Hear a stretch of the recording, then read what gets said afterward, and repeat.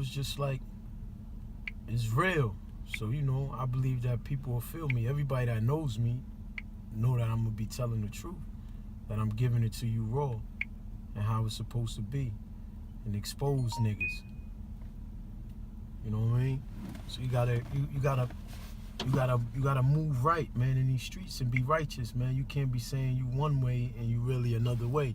So you perpetrating who you are in life. I'm just being me. Anybody in particular that you want to expose? There's a few rat niggas out there, you know what I'm saying? Niggas be running around with, but that's how they do, man. I would say their names, man, but then them niggas might get famous about me saying their name. But they know who they are, though. You know what I'm saying? Niggas get on stands and all that shit. Niggas be writing, statements and shit, giving police information about the God. You know what I'm saying? I'm still here, though, so it's the life of a real animal. It's gonna be me, 718, a couple of my homies, I'm gonna put it together, we gonna have it right. And I'm gonna just give y'all me, from the beginning. From when I was just Animal Cub. I wasn't even Animal yet. I was just little Cub running around, sleeping on cars, running around in Queens, sleeping in my niggas' cars, kicked out of my house, things of that nature, and bring you up to speed to who I am and how it made me to who I am today at this present time. Where you got the name Animal Cub from? Well, I got it from my homies, my PBC niggas. Blue, Cream, you know what I'm saying? Niggas gave me that name when I was younger. And, it just stuck. And then as I progressed in life, it went from Animal Cub to Animal Thug to just, just blatantly Animal. Like, what's your name? Animal. Well, why do you think they decided to give you that title? Why I think they decided to give me that title? I really don't know. Maybe at that time, when I was younger, they might have seen things in me that I didn't see because I was still young, running around. But I was doing a lot of shit, so I was putting in a lot of pain. I was drilling, a lot of work, and probably just the way and the things that I was moving. So I believe that maybe that's what they did. Everybody gets a name from somewhere, and I just believe that name fit me and it stayed with me all the time. Yeah. Yeah. Yeah. Yeah, give me a minute. I'm going to call you back. All right. Yeah, somebody calling the God. They be chasing me around, but it's regular. It's just things that's going on in our life right here, man, I'm just trying to take me and my peoples, man, to the top, man. Any means necessary. Trying to make sure we get to the bag. What advice would you give somebody now that's young, that's involved in a lot of the, street antics that, what goes on kind of in the street? Yeah. What would you tell somebody young right now that's involved in that, how you was when you was younger? I really tell them, like, that's not really the route to go. You don't want to be in jail. I've been in jail a lot. You don't want to be in jail. You don't want to have to, look over your shoulder. I believe for all you young guys, man, that's out here trying to be tough and you really not tough, that's not really your lane. You should stay in your lane, be yourself. You don't have to be nobody or prove yourself to nobody. Get a job, graduate school, live a regular life, man, because this street life ain't for everybody, man. And, for you young guys, man, y'all just need to chill, man, fall back, man, and just go to school, man. That's the best advice I could give you, man. You go to school, you get a job, man, you gonna be good. Because the niggas that's really winning is the niggas that's working, staying home every day, coming home to their family and their kids, Those are the niggas that's winning out here. Real niggas ain't really winning no more because all the real niggas is in jail. Because the fake niggas is out here telling on niggas Give niggas 100 years in prison.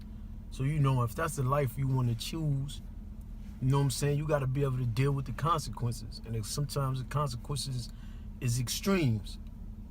You know, they put you in jail forever for drugs. Or you could get killed. So, you know, you gotta make up your mind, man. Have you ever shot anybody? I'm saying, man, you know, I've been around, man, you know.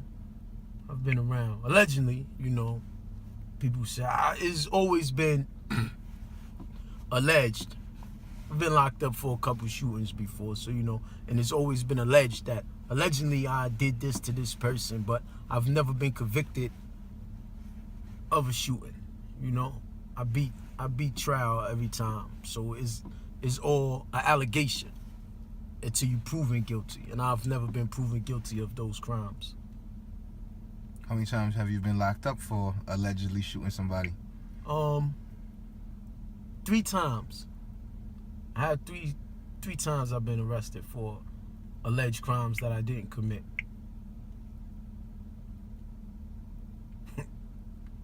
So, that phrase, live by the gun, die by the gun, how you feel about that? I believe that, you know, sometimes it's true, but not all the time. It's all on what you give back and what you do to... I have a belief that I might do bad things, but I also do good things too. So I believe that it's all on how you move. You're a loyal person. You honest with your peoples. You break bread with your niggas.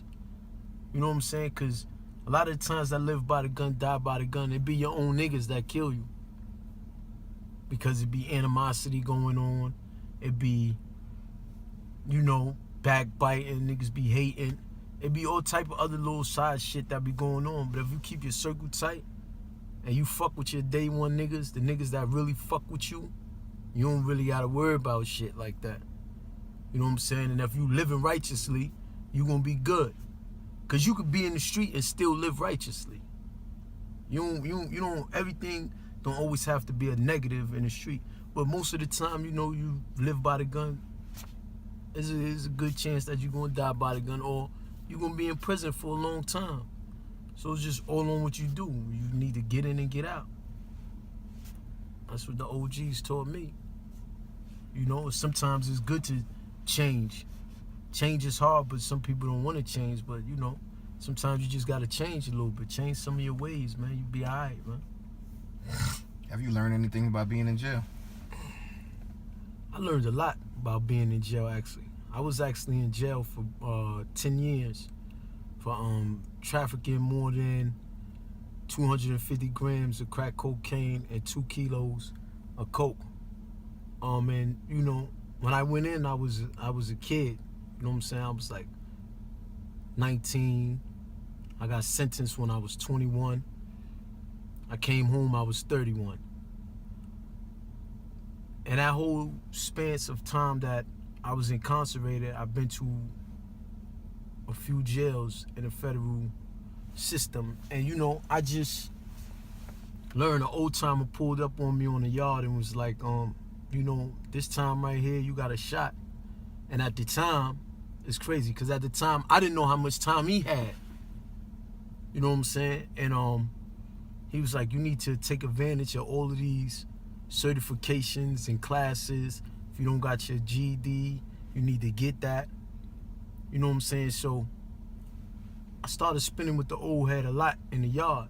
Come to find out, the old head is a big drug kingpin from New York, from Brooklyn. Most people may know him.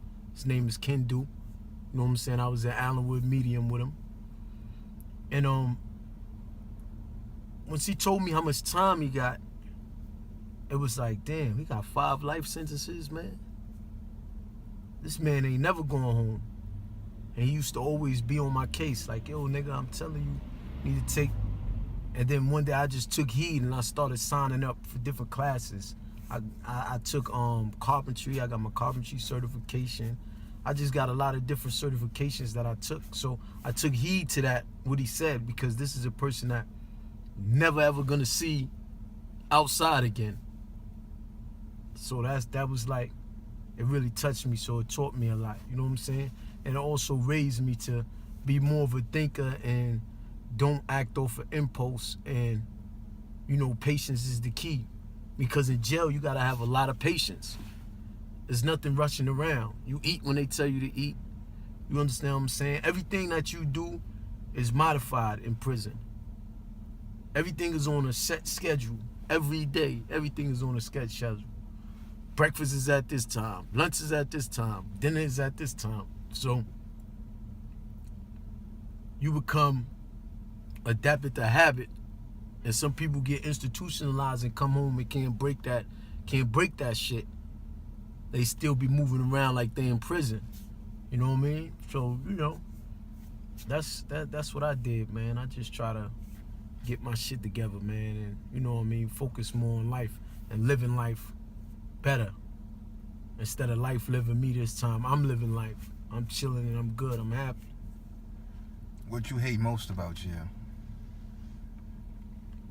Most I hate about jail is being away from my family and friends, man. You know, like, a lot of niggas think that jail is hard on us, but jail is easy. They got everything they got in the streets in jail. You understand what I'm saying? But the time lost away from your family and your kids and your friends and just doing the things that you want to do. You open your house door, you walk out the door, chill. I could call Sean up, yo, what's up, boy? What's good?